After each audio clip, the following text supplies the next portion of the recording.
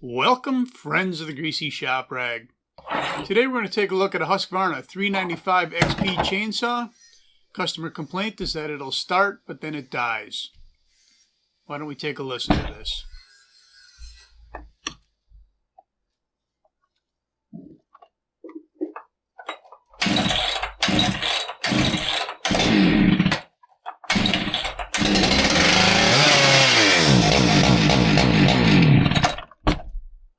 Okay, that was unusual. These ones, like that.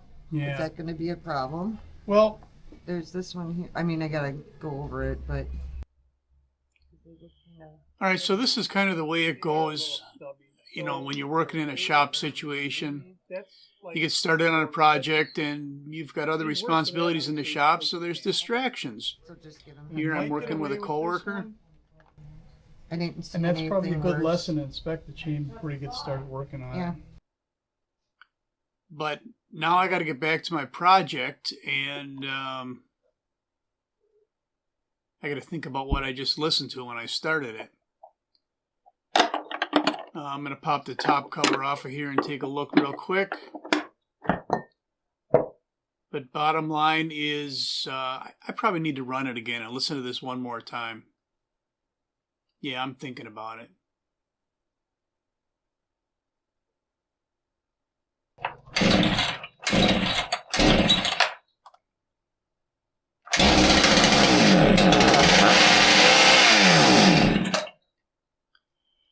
Okay, that was interesting.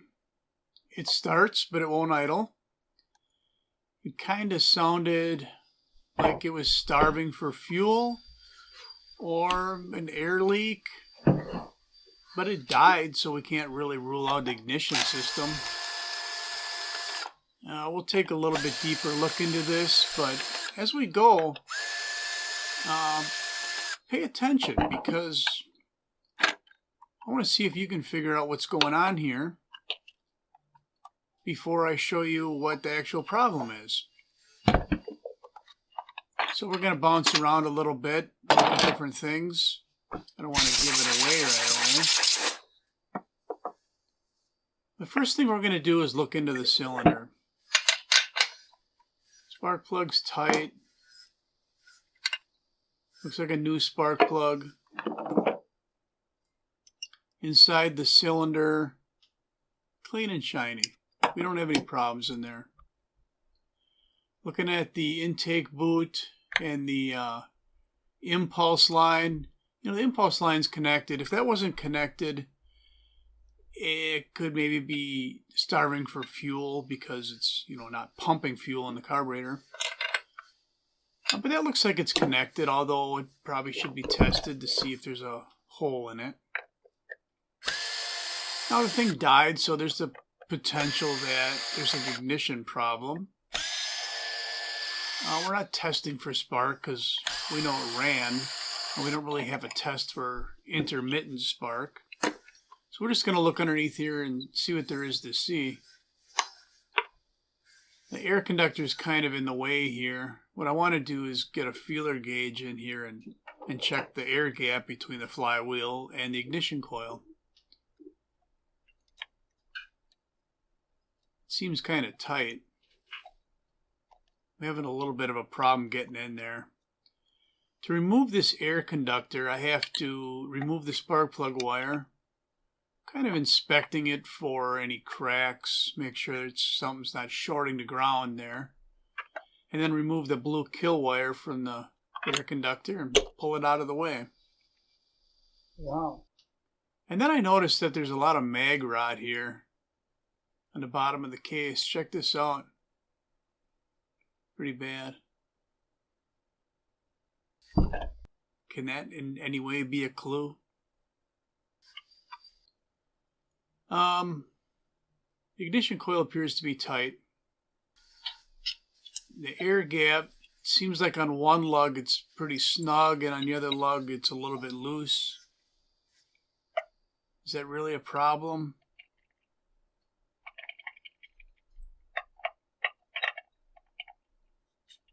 The motor sounds a little loose, a little worn. Is that a clue? Let's put this all back together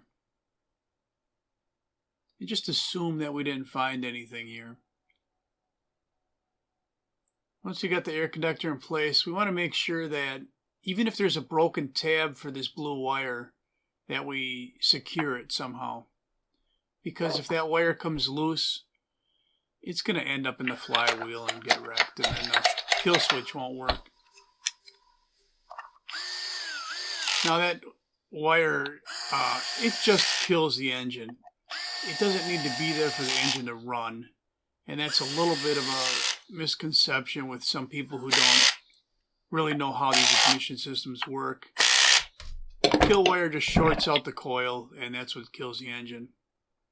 It doesn't need to be there for the engine to run. So we're going to take a closer look at the carburetor, but we're going to show you the problem right away, as long as we got here. See that screw head and that screw head? They're both loose. And earlier when I wiggled the carb, you may have noticed that the carburetor appeared loose, and we kind of just skipped right through that and moved on to the coil. So let's tighten this up and see what happens. Now, when we ran it, some of the potential symptoms or potential causes, I should say, would have been an impulse problem. And on a lot of saws, a loose carburetor would mean no impulse between the crankcase and the carb because of the seal needed between the boot and the carburetor for that impulse signal to run the pump and the carb. But on this one, we have a separate hose that does that. So we weren't starving for fuel in the fuel pump of the carburetor. We were starving for air-fuel mix between the carb and intake boot because it was sucking air there, which would also explain that lean running sound.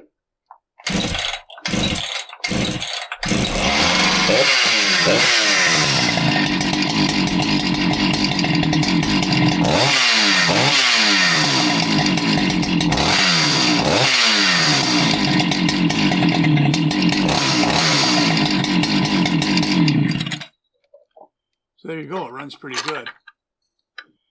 I guess the lesson to be learned here would be it can be tricky to distinguish fuel problems and ignition problems. And both of those categories can be broken down into a lot of different potential problems. Bad ignition coils, bad ground at the ignition coil. A loose carburetor with a bad impulse signal going to the carb, or a hole in a fuel line, or a plugged fuel filter, or a plugged microscreen, or even a major air leak. The trick is to pick out what you're actually listening to, and I hope this video helped you at least a little bit in determining that. So that's all I'm going to have for you on the Husqvarna 395XP that wouldn't run right because it had a loose carburetor. Thanks for watching. Later.